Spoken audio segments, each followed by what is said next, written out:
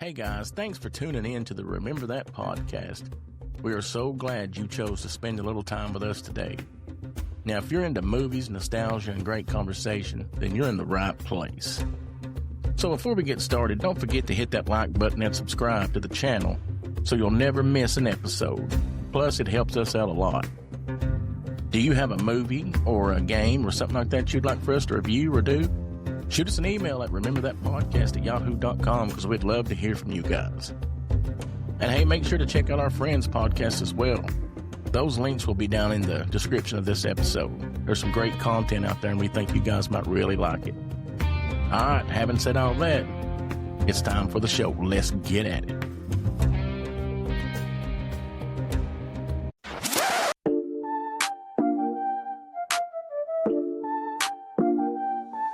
Yo, we rolling deep, let's dive into the fray. Hit that play button, we review every bite. From horror flicks that give you chills at night to games that thrill, yeah, we get it right. Remember that, step back, hold tight. We'll dissect every scare, keep the vibe right. Remember that, we're here to expose the thrills, the chills where the dark wind blows. From pixels on screens to the sound that glows. Join us forever, that's how the story goes.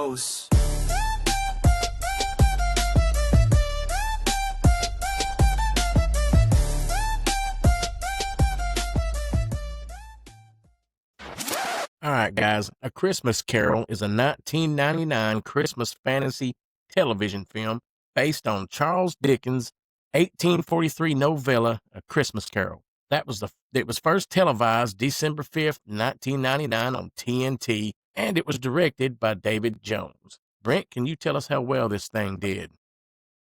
Yes. So with this movie in particular, it was a little hard to get at box office because it was a made-for-TV movie. So it was released in December 1999 on TNT. I just added this for fun. The most successful version of A Christmas Carol at the box office was, unfortunately, the 2009 Disney version featuring Jim Carrey. Oh, that's my Jim favorite. Carrey as the voice of Ebenezer Scrooge. Wow. That it grossed over $325 million globally. No, it was broadcast on TNT. So it's basically a made-for-TV movie that has no box office. Yeah. Yeah. That would be But why it would be hard to find. I couldn't find a profit or anything for it either. Okay, well, hey, Bryson, can you run down a cast for us? Yeah, so Richard E. Grant played Bob Cratchit, which is Ebenezer Scrooge's employee. You got Joel Grey played the ghost of Christmas Past. Desmond Barrett played the ghost of Christmas Present. Bernard Lloyd played Marley's ghost. Dominic West played Fred, Scrooge's nephew. And Sir Patrick Stewart was Ebenezer Scrooge himself. Shoot, yeah. Freaking, that's Jean-Luc Picard, baby. That's who that is. Right. You know what I'm saying? Well, you know, Dad played the Ghost of Christmas Future. He didn't have to put on makeup or anything. already. Dang, man, it's getting Okay, rough in then. here already tonight. I'm gonna dock your pay. I'm gonna dock your pay, Brent Man, Cratchit. thanks. I'm gonna start calling you Brent Cratchit. No coal for you, Brent. All right, Bryson, kick it out for us, buddy. All right, so the 1999 A Christmas Carol starring Patrick Stewart opens up by firmly establishing Ebenezer Scrooge as a cold, calculating miser whose obsession with wealth has stripped him of compassion and joy. Stewart's portrayal emphasizes Scrooge's sharp intellect and emotional rigidity, making him feel more grounded and human than purely cartoonish. The film spends time showing Scrooge's strained relationships with Bob Cratchit and his nephew Fred, reinforcing the emotional cost of his worldview. The arrival of Jacob Marley's ghost sets a somber, ominous tone, warning Scrooge that his life of greed has led him towards eternal suffering unless he changes his ways. So what did y'all think about the beginning of this movie? Well, I thought it was different Well, because it wasn't Jim Carrey walking around in it. That was the main difference for me. Well, I want to say this from the upfront. A Christmas Carol is my favorite Christmas movie. It's one of my favorite Christmas books. It's extremely heartwarming. It's a movie that I have to watch every Christmas. So the beginning, seeing Scrooge as just an old bitter man, and it's more than that. He's just so pessimistic about life. He thinks life just comes down to money, and it's so interesting to see his transformation throughout the movie, with him being able to see the past, the present, and the future. But that's my thoughts. It's been interesting to see a pessimistic man, only focused on greed, doesn't even care about his family because he's so focused on just the money that he makes. So I was going to see if any of you guys have any insights on that, if you took any different takeaways than I did on that. Well, all I know is I wouldn't want to work for Well, him, that's for all right. sure, because I don't like to be cold. And that'd be the first problem we'd have, is I couldn't turn the heat up. I'm going to the Yeah. house. You know? Coming up with Scrooge, you can say that Scrooge is very much a product of his environment from the time that he was young. So his worldview, being so pessimistic and negative, actually was shaped from the way that he was brought up. So what happened was, and we'll get into this a little more whenever we go into the Ghost of Christmas Past, but he was a poor boy that was sent away to a boarding school by a father that did not like him. The reason why the father didn't like him is because his mom died in childbirth and the father blamed him. And so he never was dang. allowed to come back home ever. So when everybody else is going on Christmas break, he's up in this school just alone by himself. So he's reading all these books. You know, he's crazy smart anyway. And so really all he had in his whole childhood, he had no money. He didn't know what, having money was. All he had was books and storybook characters. That was his friends. And so as he well, as he got Kind older, of sounds like my life.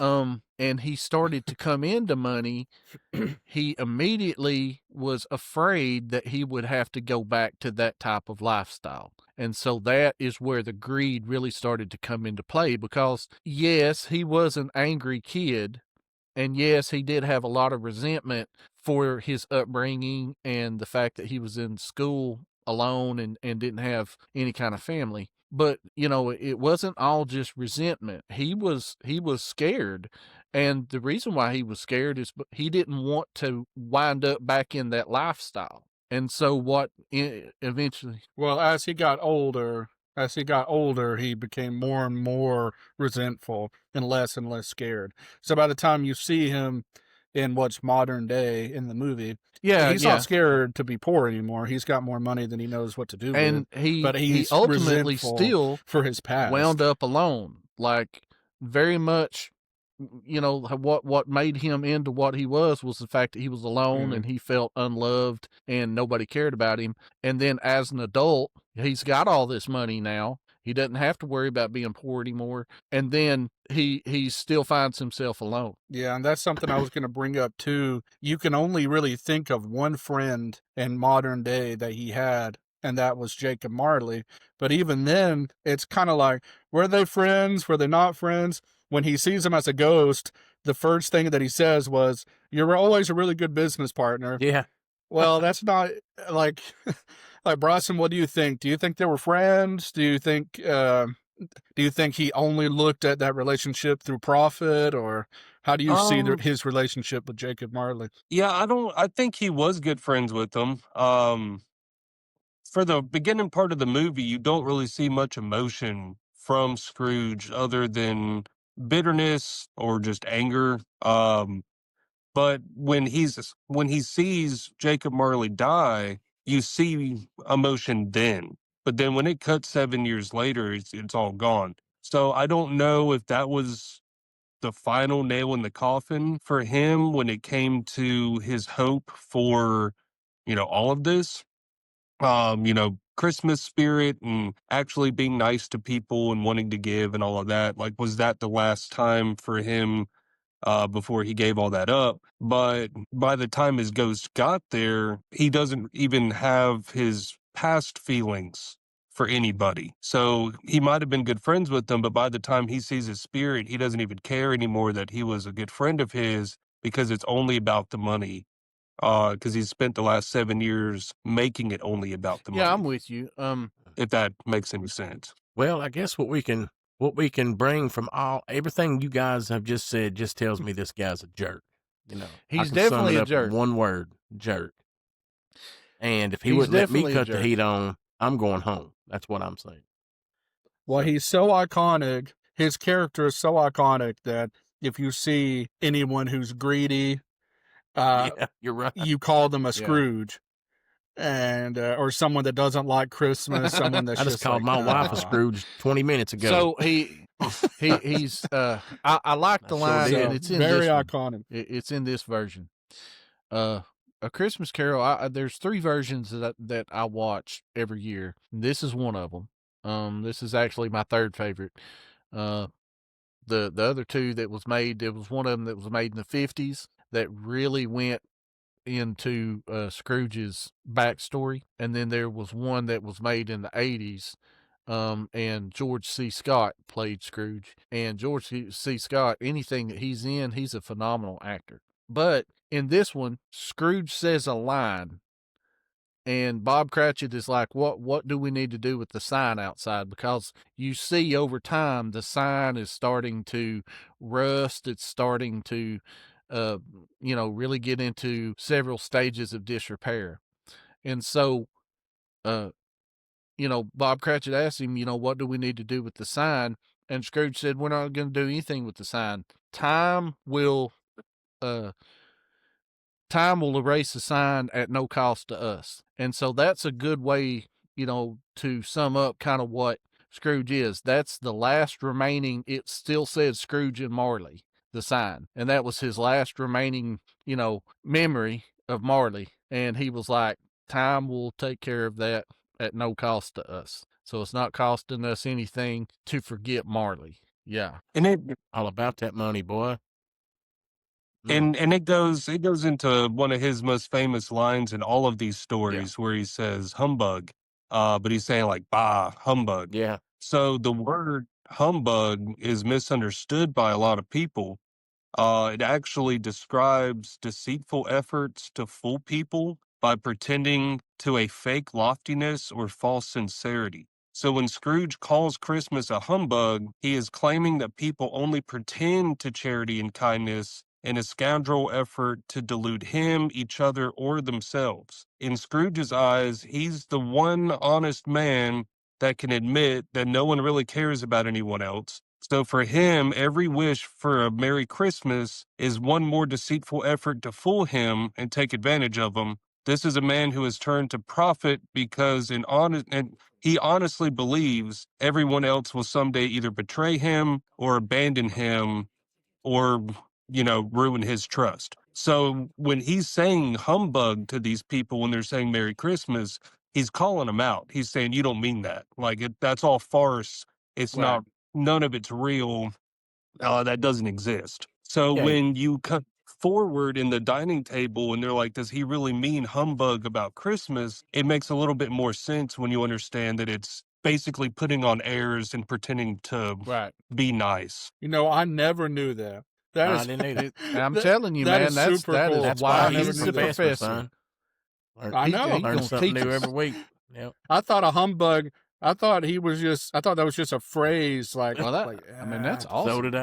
I always Humbug. did Now too. every time I and- think somebody's humbug, lying, yo. I'm gonna be like humbug. And then they're gonna be Yeah. like, what? And then I'm What a gonna have humbug. to You explain it, humbugging. except I'm not gonna explain it as well as Bryson did. Yeah.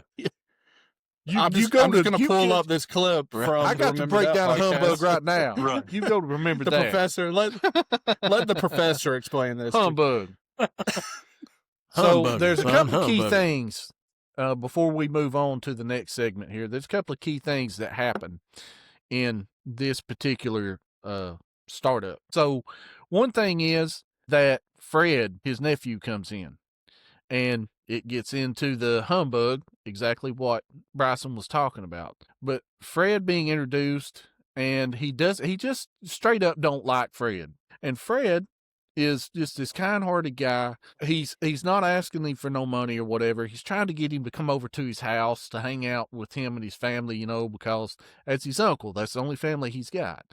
And, Scrooge is just like, no, it ain't happening, right? And so you already know there's going to be tension there. You're going to find out later on kind of why he has a problem with Fred. But then there's another very important thing that happens, and that's when the kind of like the charity guys come through and they're asking for donations from businesses and stuff, and he just straight up calls them out. He was like, I'm already taxed, for enough of this stuff. Are there no prisons? Are there no workhouses? And they're like, yeah, there plenty of prisons and workhouses. And that is one of the exactly that is one of the most evil things that he said throughout the whole movie / book is, are there no prisons? Are there no workhouses? And then when he says, the two guys ask for charity, they're like, do you not care if these people die? Like, they die in there.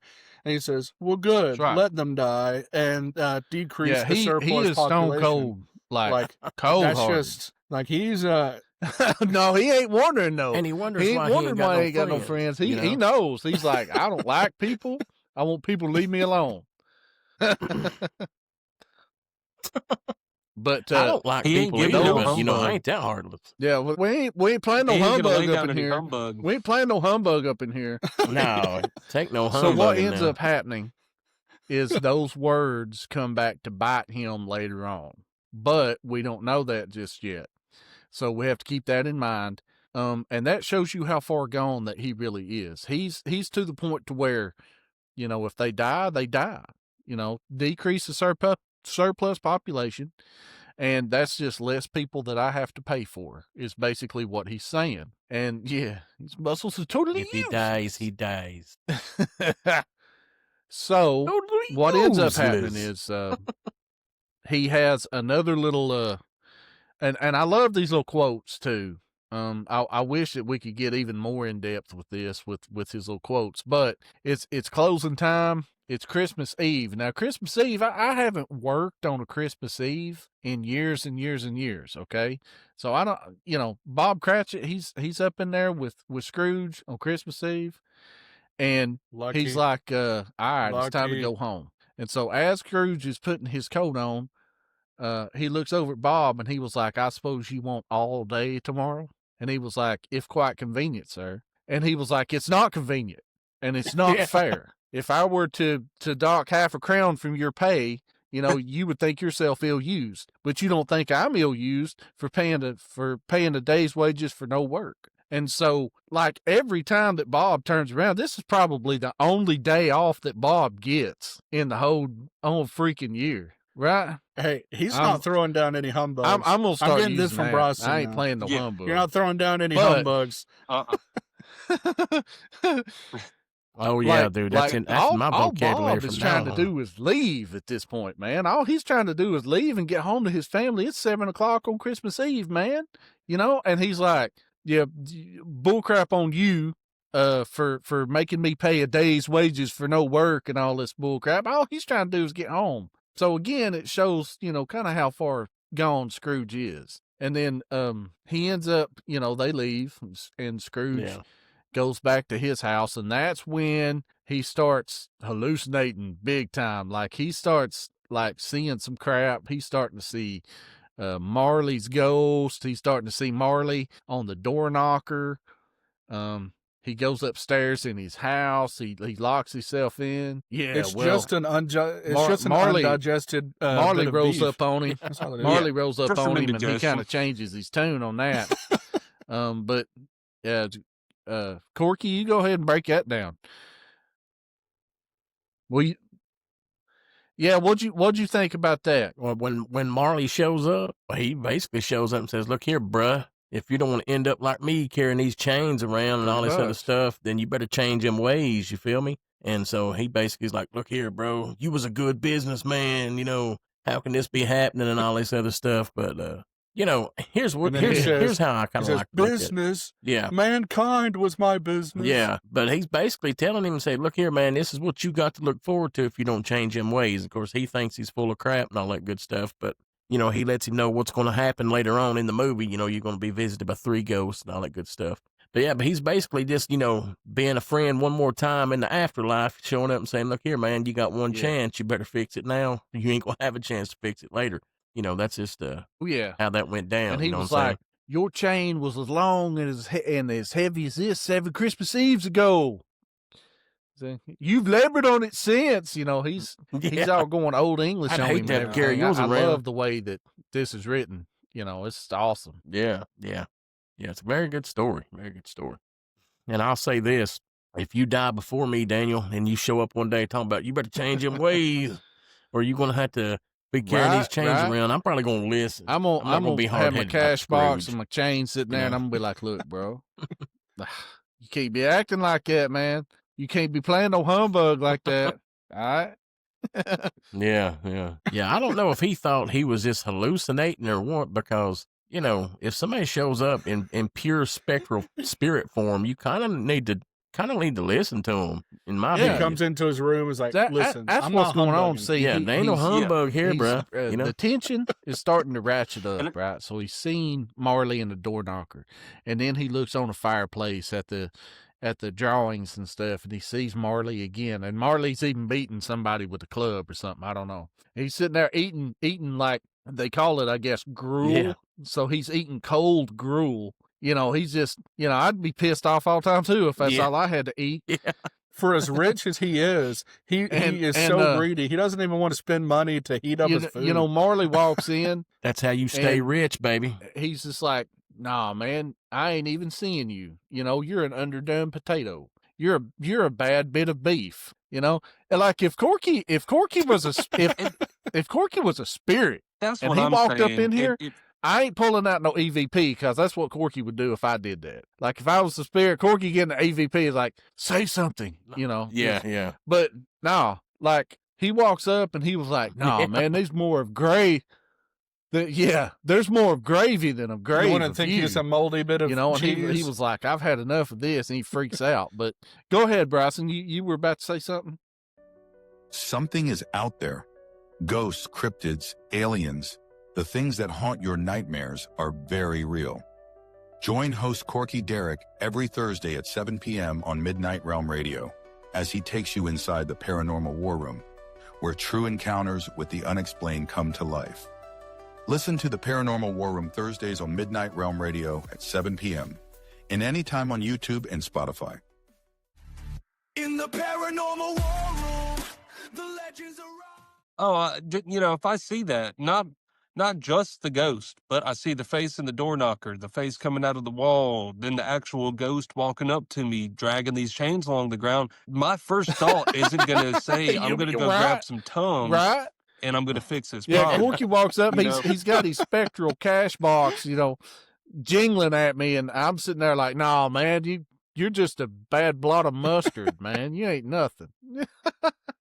First off, if I'm coming back as a ghost, me showing up with a cash box is going to be the least of your worries, because I'm going to be throwing stuff around your house, flipping beds. Just full poltergeist. Look, it won't be a good visit when I show up. Like, you know what I'm saying? Man. Yeah. Yeah, you won't have no choice but listen to me, or you be busting out the sage. You'd be saging the house, and I'll still be flipping chairs and stuff like that. One thing I don't understand is, why does he randomly moan, randomly scream at like 2 different points? I think he said because that was the pain of carrying the chains and stuff like that. Not life, but existence now is supposed to be that of just misery all the time. And so he's just supposed to be completely just miserable. And he's been like that for 7 years. You know, he's cursed to walk everywhere. He can't rest. And whenever he sees like poor people or homeless people or people in need or whatever, like his whole curse that he can't help them. Yeah, I thought that was unique about this. That was one thing that was different from this version and some of the other versions, because he was trying. It shows either him or some other ghost, but he was trying to help the 2 people that were sitting on the sidewalk. They were cold and trying to sleep. but they were trying to help him, and they couldn't help him because, you're a ghost. You can't help nobody. But, I thought that was a unique take on this movie here. It was that was one of the things that was different that I noticed this movie between some of the other It was pretty versions cool. of And this they did movie. pretty I thought good that with was the pretty effects. cool. They had better effects, and For 1999 made for TV, movie, they're not investing, a whole lot of money into the effects, and they still did a pretty good job with what they had to work with. So, I give them kudos for that. But basically, Marley, he rolls up on old Scrooge, and he was like, this is what happened to me. I don't know why I can appear to you now and talk to you now. I've sat beside you many nights, trying to reach you and couldn't. But it's letting me do it now. And I'm just trying to tell you, to escape my fate, you're gonna have to be haunted, son.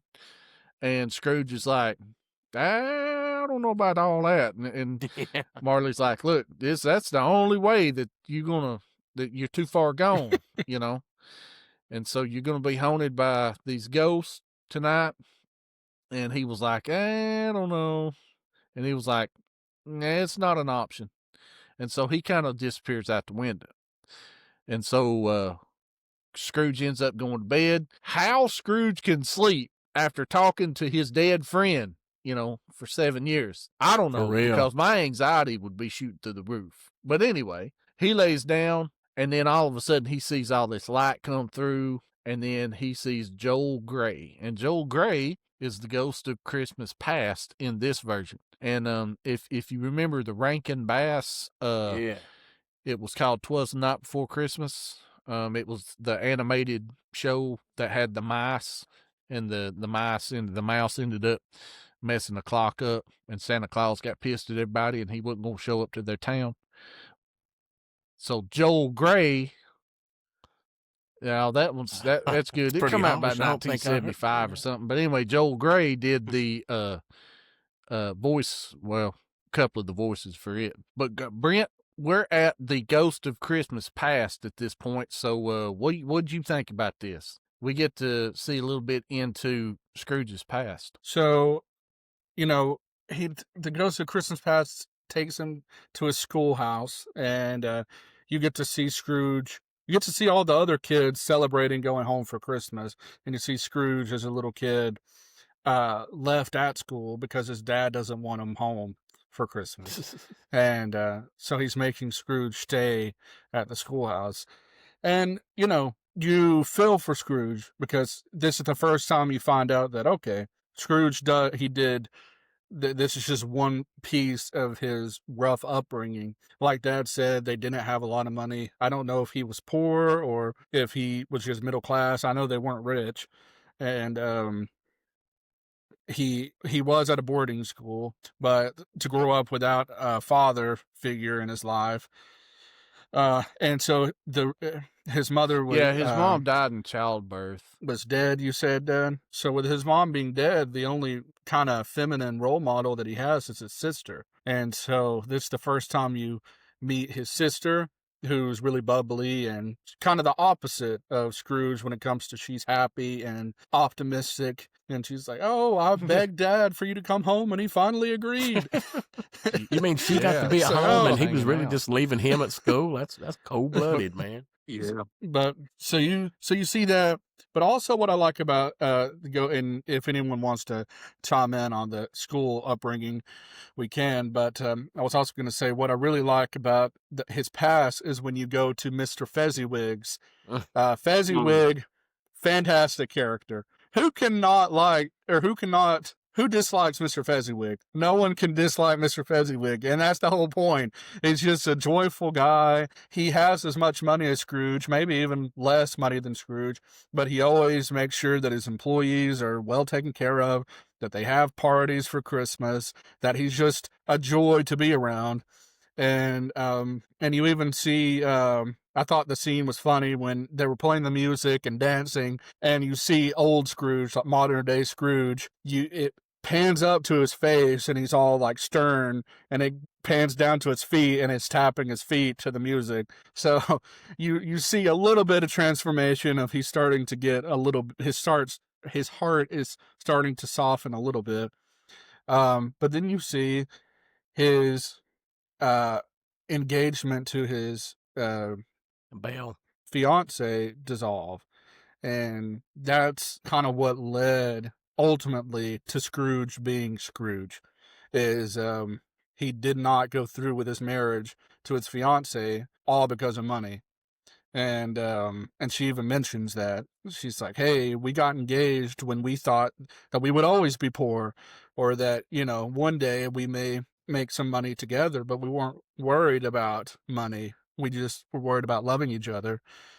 And he's like, well, he doesn't say it specifically, but he's basically, and his actions are, I care more about money than I do about carrying on this marriage, going through with this marriage with you. And so that's where Scrooge really starts to become, and I think at the Scrooge point, that we know. He's still kind of afraid. He's still kind of afraid that he would go back to being poor because he hadn't made any money yet. And she goes into this whole thing about you fear the world too much. But before we get too far into that, I'll go ahead and do the middle part. Is the middle portion of the film follows Scrooge's journeys with the ghosts of Christmas past and present, which force him to confront both his lost humanity and the pain he has inflicted on others. Through Christmas past, Scrooge revisits his lonely childhood and the heartbreak of losing Belle, revealing how fear and insecurity shaped his greed. With the ghost of Christmas present, Scrooge witnesses the warmth of the Cratchit household and the fragile health of Tiny Tim, sharply contrasting his own isolation. Stewart's performance deepens here, showing cracks in Scrooge's defenses, and guilt and empathy begin to take hold. So, Brent, you kind of covered a lot of that with the opening with going back to Fezziwig. We've talked about the school. We've talked about how he grew up poor. We went over to Fezziwig, and Scrooge has got his girlfriend now. And so he's still very much afraid that he's going to be poor again if he makes poor choices and stuff. Now this particular version didn't exactly go into the depth that some of the other versions did. Some of the other versions actually went in and added a little bit of story to the original work from the book. But basically, later on, whenever Scrooge really changes, whenever he's an adult, he screws over Fezziwig big time. He buys his business out. Yeah, man. He buys Fezziwig's business out. He basically forces Fezziwig to sell to him. And then he fires Fezziwig's, employees that was working for him. He brings in some new people. The new little clerk come in, and he was like, I've been working for Fezziwig. He says, what's going to happen to my job? And he asked him, he's like, how much you make right now? And he tells him, and he was like, I'll let you stay for half. And the kid was like, okay. So he buys out Fezziwig, screws Fezziwig's whole family, keeps on the one employee for half of what his salary is. So, he really, really goes bad. And I'll just give you another little tidbit on this other one. Kind of how Scrooge kind of made his money was after he bought out Fezziwig, he was working for this other guy. And they're what they are they're importers. They're import traders. So they get these imports and they sell the goods at a profit and everything. And so he's with this other firm that's doing these imports, and him and Marley, this is where he meets Marley. Scrooge and Marley end up embezzling from the company. But because Marley is kind of like the accountant and Scrooge is real good at what he does, they don't get caught. But kind of the CEO of the company, he's doing some embezzling of his own, and he gets caught.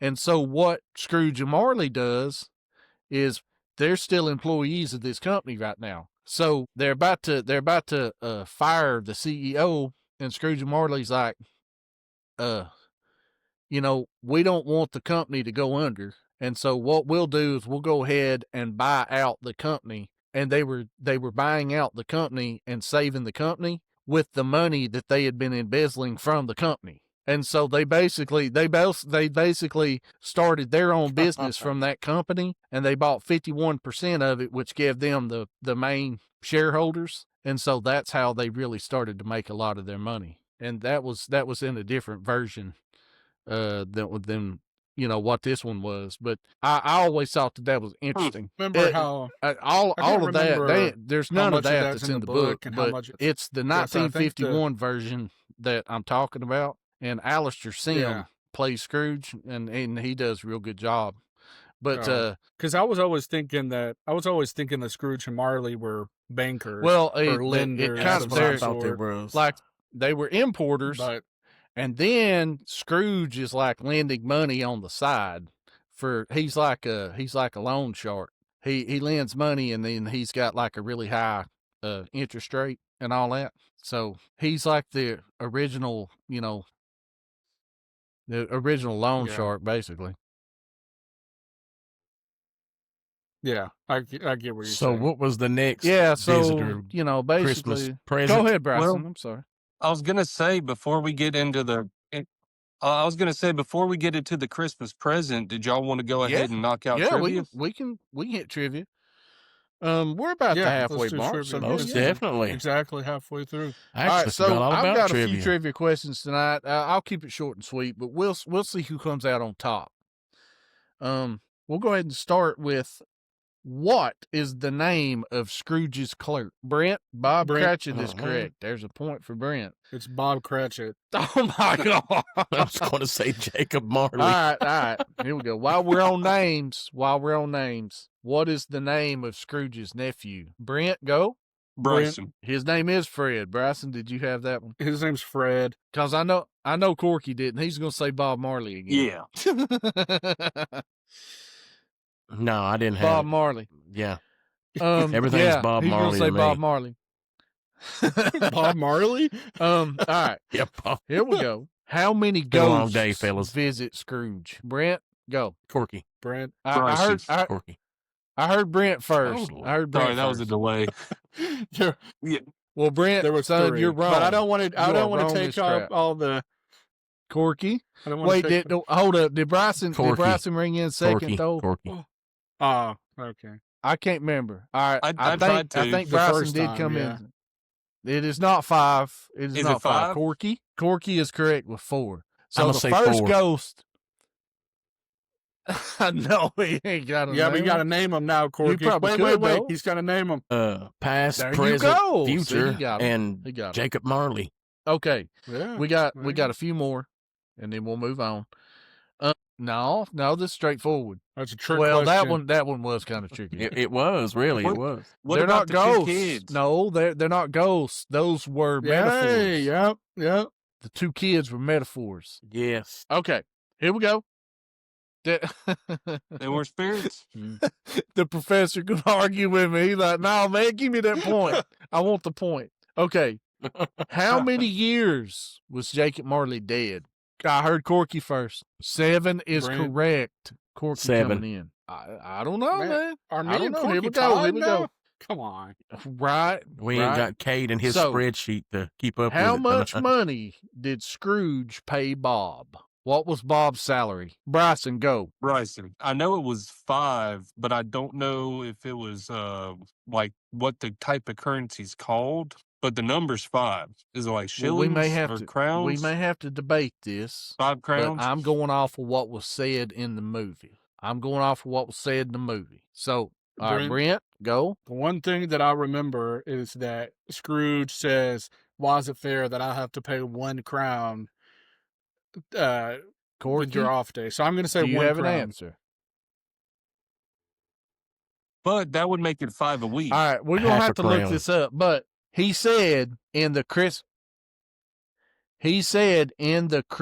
present, That would make it 5 a week. little they go to Bob Cratchit's house, and this is discussed, and he pays Bob 15 bob a week, and the Christmas present says, the ghost of Christmas present says, he pockets only 15 of his Christian name every week. which is bob, 15 bob. So in currency, in old English currency, what's a bob? Because if we break this down into like shillings or crowns, you guys could be right, but it's 15 bob a week. Let me top this up. How much? Look here, man. I'm American. 15 I don't know bob these a week. things. Yeah. 15 bob? In Bob a week in English U.S. dollars. currency. Oh, not in U.S. dollars. In the 1800s. In British. Look, I don't think it matters who Brent's got the trying to question look it right. up. All right. Well, we're going Well, we don't know. That's what we're going to keep on. I'm because going to we say can't nobody just got sit it here. right. Okay, Brent, are you ready for this last? A bob would be worth 5 pence. a shilling. So Or Bryson 5 had it right pence. with 5. We'll give him 5. Way to come in there, Bryson. Yes. Okay, last question. And Nice. then we got to move on. We got to Sweet. keep things going. Who wrote the book? Brent. Charles Dickens, son. Charles Dickens Charles wrote that book. Dickens, son. So I ain't. That's no I humbug don't know here, who boy. all That's came Charles up with their Dickens. points. I'm I not ain't playing no humbugging. humbug. I think Brent won, but I had 2. Bryson, you come in I with had 2. 3. I think Brent won this. All right, guys, listen, if you're listening to this podcast and your love for horror movies isn't just something you watch, it's definitely an identity. So if you want clothing that reflects your passion, whether you're at a convention, a midnight screening, or just chilling on the couch watching a classic slasher, then you need to check out our new sponsor, Cult of Cult Clothing Company. Now, Cult of Cult, they create original, high-quality gear for the dedicated horror fans. We're talking shirts, hoodies, apparel, with incredible designs inspired by everything we celebrate on the show. Shoot, I just ordered that Halloween 3 hoodie, man. It is so dope, man. I love that thing. So if you're, into the horror genre, man, then it's definitely time to upgrade your wardrobe. Go visit thecultofcult.com and check out their merchandise, man. And as you check out, they're giving our listeners a sweet deal, man. Enter the code HORRORPOD at checkout to get 10% off of your entire order. Wait. I'll claim 2. I can't remember if it was 1 or 2, all right. but So I'll claim 2. from this point on, we're still in the middle of the movie, but things are starting to come to a conclusion pretty quick. So what happens after Scrooge leaves Fezziwig's? Okay, he goes to Bob Cratchit's house, and Bob Cratchit. Let's see. Hey, I just wanted to say really quick. I just looked up how much or how much a crown was. Well, all right. And that a crown is 5 shillings. So all right. Well, technically the Ghost we of both got that Christmas. question correct. I shouldn't have never asked a Or currency question. 5 pence. Never mind. The Sorry. Ghost Go of ahead. Christmas Present drops Scrooge off back at his house. He goes back to sleep. He wakes back up at the stroke of 2 or whatever it was, and he goes in and he meets the Ghost of Christmas Present. And the Ghost of Christmas Present takes him to Bob Cratchit's house. And now we go into Bob Cratchit's house, and they're basically, once the family gets there and they eat, and Scrooge notes kind of how small everybody's portions were and everything else. Basically the family starts smack talking Scrooge, and especially Bob's wife. She's like, I wish he was here I'd give him a feast of, my words, or whatever it was that she said. And the Ghost of Christmas Present really starts to turn Scrooge's words around on him. And so at the beginning, this is where this is coming back to bite him. And he says, are there no prisons? Are there no workhouses? And if people need to die, they need to go ahead and die so that they can decrease the surplus population. Well, Tiny Tim is about to die. If he doesn't get the correct kind of medical care, he's gonna die. And so now Scrooge is really starting to come to terms with, okay, he just got gut punched there, And before we leave Bob Cratchit's house, does anybody else have any kind of insights on it? Anything that they want to talk about before we move on to Fred's house? All I can say is that's just the sad reality of being poor, man. Well, you can definitely tell that It really is. And I think this is one of the... It was... Go ahead, Bryson. Go ahead, there. But it was nice seeing everybody happy about the food they got, even though it was considered small portions. Nobody was upset about it. They were all just clapping and cheering and, banging their forks on the table for the goose. And even the Ghost of Christmas Present, he says the only thing wrong with that pudding is the size of it for a family this big. So it just kind of shows how Scrooge can have everything and he can eat cold gruel, but these people hardly have anything and just they just get so excited about what they can afford. And they were definitely appreciative. Yeah. They were definitely appreciative. Again, that's the reality of being poor. Had. Yeah. And I just want to point out that's the different outlooks of, I said pessimism at the beginning with Scrooge. So he's rich and pessimistic, and you see how he lives. The Cratchits are poor but optimistic, and you see how they live. And they're just overall happier than Scrooge by a lot, even though Tiny Tim is literally dying and the dad doesn't make enough money to really feed his family how they're supposed to be fed, but they're still happy because they have each other. And just like Tiny Tim, one of the best lines of the movie, Tiny Tim, he says, "Oh, I'm happy people can see me in church because they can remember who cured who cured the lame and made the crippled walk," or something like that. But anyway, it's just sweet things like that he's thinking about other people and helping them when he's literally dying. And that's what so and this is when Scrooge starts to realize that people are not humbugging about caring for each other. Yeah. See, the Cratchits, they don't play no humbug either. No humbug. And so now Scrooge is starting to see that. He was like, okay, yeah. But he gets gut punched. He gets gut punched here by the Ghost of Christmas Present a couple of times. He uses his words against him. And so then kind of what happens is they move from the Cratchit's house and they move over to Fred's house.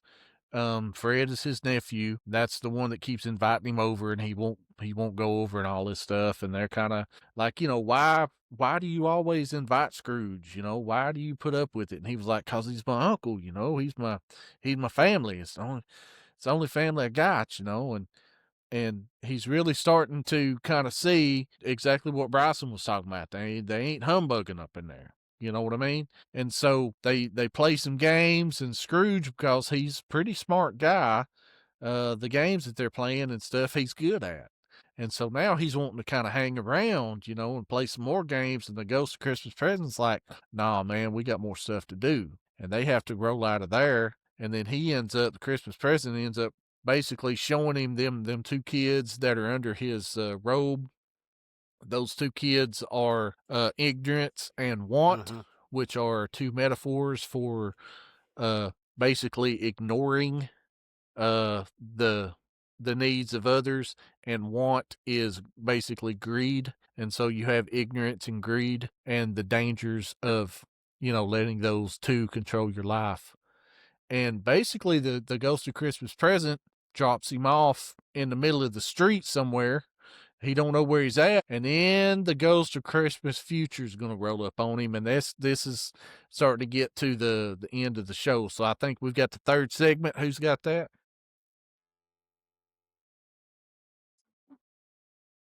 Brent, take it, buddy. All right, so the final act brings Scrooge face to face with the terrifying ghost of Christmas yet to come, where he sees the bleak consequences of a life unlived with love.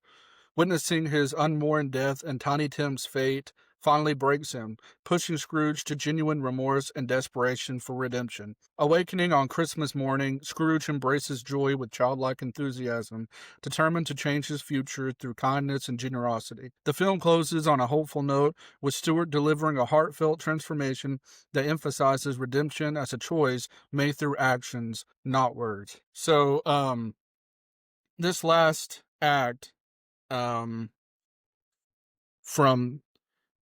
the Ghost of Christmas Future to the end of the movie, fantastic. I love it. First of all, the Ghost of Christmas Future is super cool. He's scary, and that's what makes him super cool. Even in the book, you get you get a picture of what he looks like in the original book, and it looks like he does in the movies, just a black figure. I don't know if that's where we get our look of the Grim Reaper from or not. I don't know which one takes from the other, but he's obviously supposed to be a Grim Reaper type figure. He's someone that leads your soul to the afterlife. It's kind of what it looks like. And if you see that guy, I would not be happy about where you're going for your afterlife if you see the Grim Reaper show up.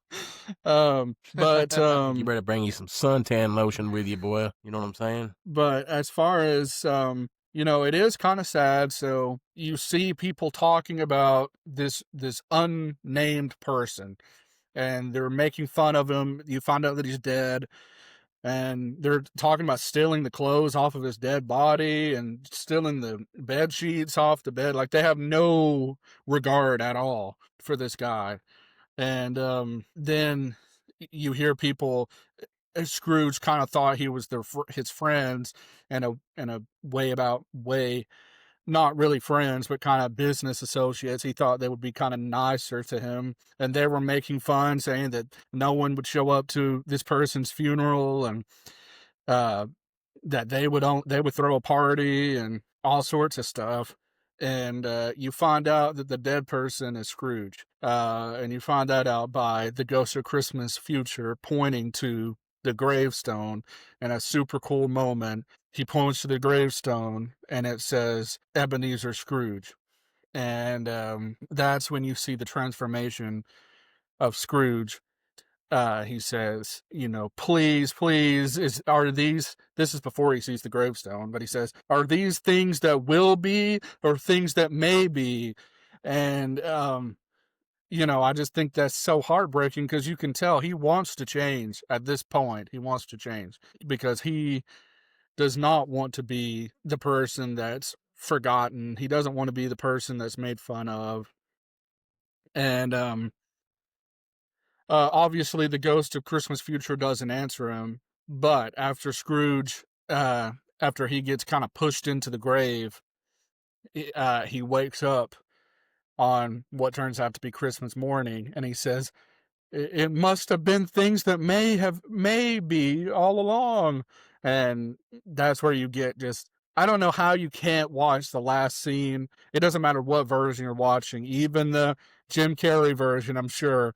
I don't know how you could watch A Christmas Carol and not smile when you see the last scene just of him bouncing around his room like a little schoolboy. He opens the window and says, hey, you! Yeah, you! What day is it?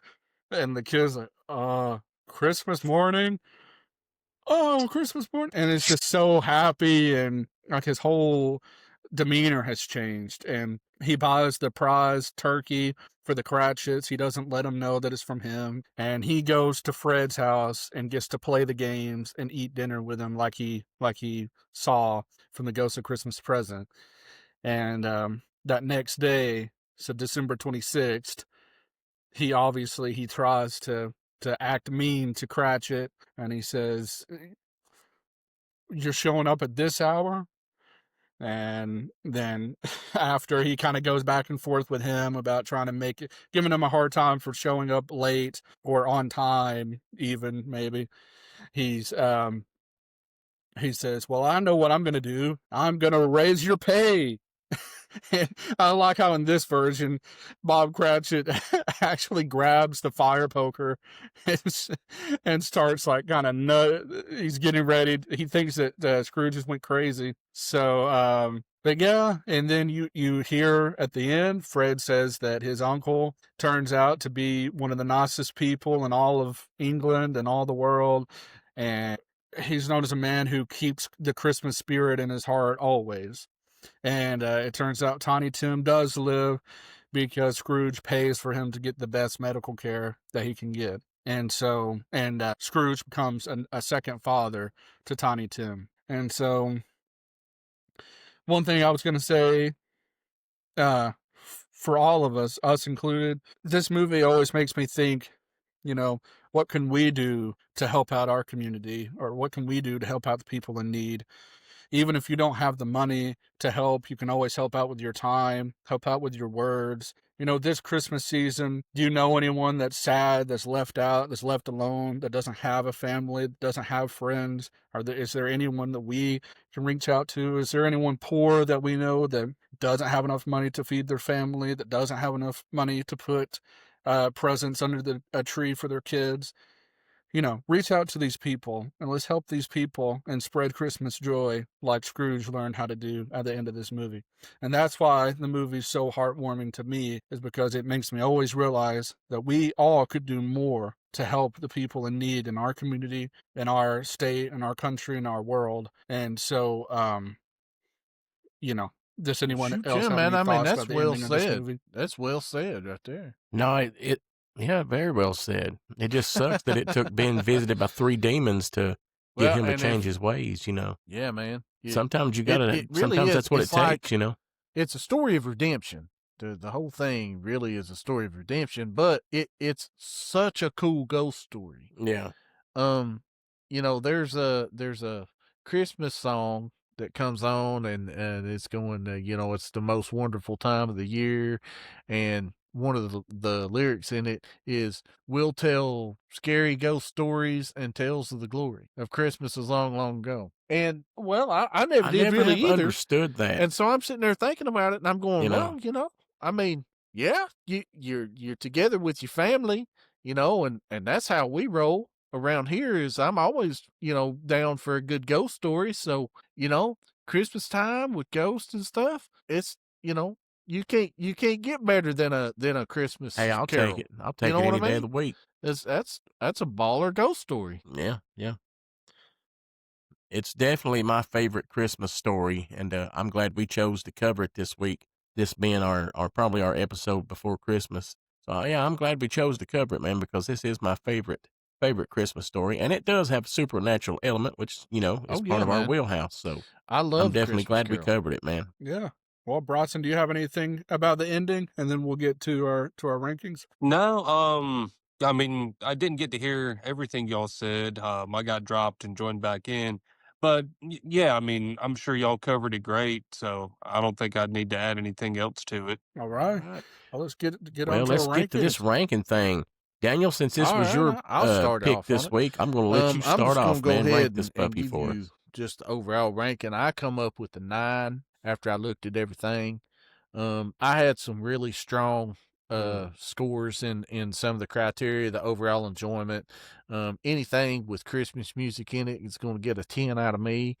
And there was tons of symbolic stuff that was all through Yeah. this. So, there's 3 10s right off the bat, and then everything else gets a high score too. So I'm coming in with a 9, baby. Sweet, sweet. Brent, what do you give it, buddy?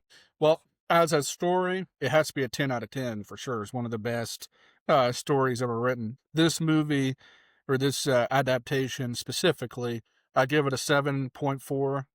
So that rounds down to a 7 out of 10. Mainly the special effects brought it down. I know we talked earlier. Dad said he really liked the special effects. I think the special effects sucked in this You got to movie, remember it's made even for for TV movie. 1999. So I give it a 7.4. But Yeah, right. Yeah, But old hey, Ted like I Turner, said- that's the best he could do back in them days. yeah, he was paying Hulk Hogan in NWO. All his Hulk, money or was going Hollywood to the Hulk New Hogan World too Order. much. Yeah. But yeah, as a story in itself, 10 out of 10 for Sweet, sure. I sweet. Yeah, recommend anyone watch any adaptation of this movie, Exactly. even the Jim Carrey one. Hey, man. Bryson, what you got, bro? So I gave it a 6 out of 10. And I'm gonna kind of follow with what Brent said. Story wise, 10 out of 10. This adaptation earned a 6 out of 10 for me. All right, cool. Well, I'll tell you guys this much when it comes from me. I'm going to give this movie a 6 out of 10. Now, as far as the story of A Christmas Carol, it's my favorite Christmas story. Jim Carrey's version is my favorite, next to the Mickey Mouse version. But, as much as I love Jean-Luc Picard, Patrick Stewart, this movie, it was A Christmas Carol, but I'm like Brent, I don't think the special effects were on par. I think Ted Turner was writing checks to Hulk Hogan and all them, a little bit too much back in those days. But, it was been a good movie. to come on TNT, back in the day and watch. So I'll give it a 6. So I think that's a 9, 6. What'd you give it, Brent? 7. So 9, 6, 7, and 6. So I'm gonna assume that's so about that gives our remember that score as a 7 out of 10. Yeah, 7 out of pretty 10. decent. Well, out of the, I think it's a pretty good score. What do you guys I think? watch 3 versions of this every year, and out of the 3 that I watch, this is my 3rd favorite. So I like 2 others that are better than this one. But man, I think this is a really solid movie, man. I watch it every year. Well, you definitely can't go wrong with A Christmas Carol. It's an awesome Christmas story. And we want to say this, man. Merry Christmas to everybody out there. Hope everyone has a real blessed holidays and all that good stuff. And we'll see you guys on the next episode. You guys got anything else you want to say before we get on out of here? The only thing I'll say is just the last words of Tiny Tim. God bless us, everyone. Yes, sir. All right. Merry Christmas, everybody. We'll see you on the next episode. See ya. Bye. See you. Bye.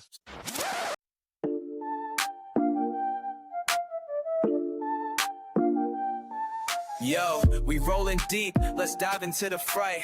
Hit that play button, we review every bite. From horror flicks that give you chills at night, to games that thrill, yeah, we get it right. Remember that, step back, hold tight. We'll dissect every scare, keep the vibe right. Remember that, we're here to expose the thrills, the chills where the dark wind blows. From pixels on screens to the sound that glows. Join us forever, that's how the story goes.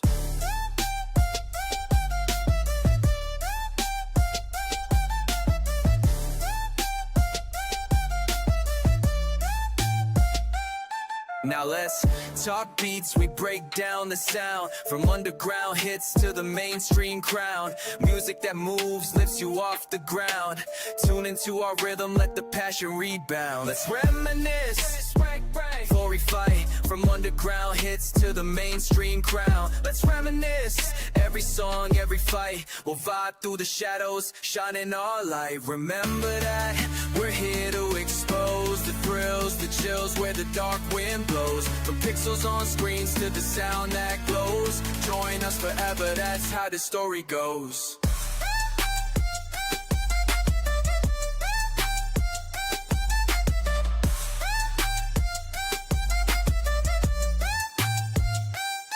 So plug in, we're on this ride tonight. Remember that, keeping horror in sight.